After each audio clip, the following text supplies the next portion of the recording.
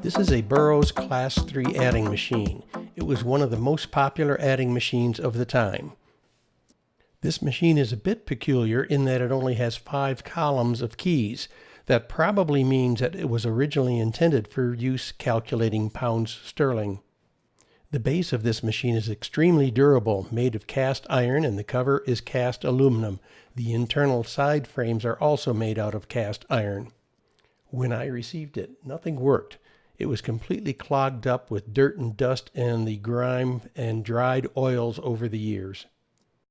The internal parts of this machine were very modular. With a few screws, each module came apart and could be worked on separate from the other modules. The accumulator module had one wheel that was broken and cracked. The crack was filled with epoxy, and that's the best we could fix that. The Class 3 machine had the option of many different types of carriages. 3 screws and the entire carriage assembly came off.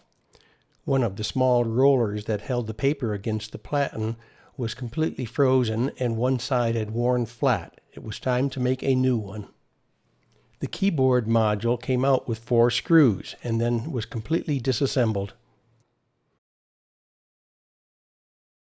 At one point, one of the screws apparently was lost, and the screw was replaced with a paper fastener and a piece of wire. Time to make a new screw.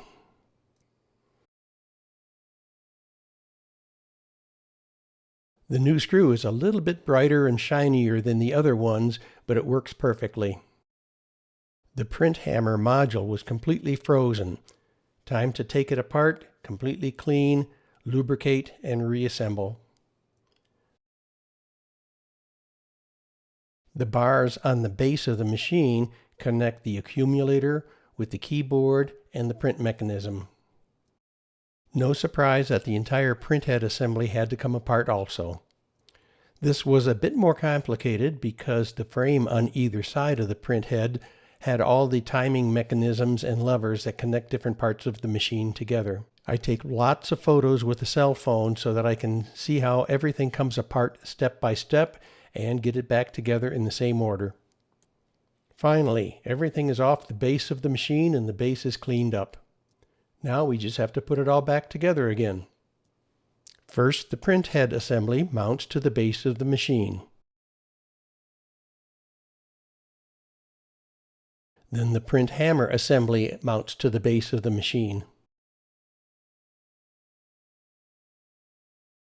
All those bars that connect the accumulator and the keyboard and the print mechanism are put back in along with all of their springs.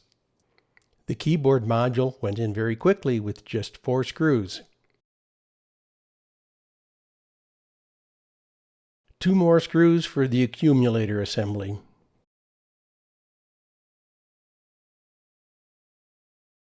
The original rubber platen was completely hard and dry and crumbly.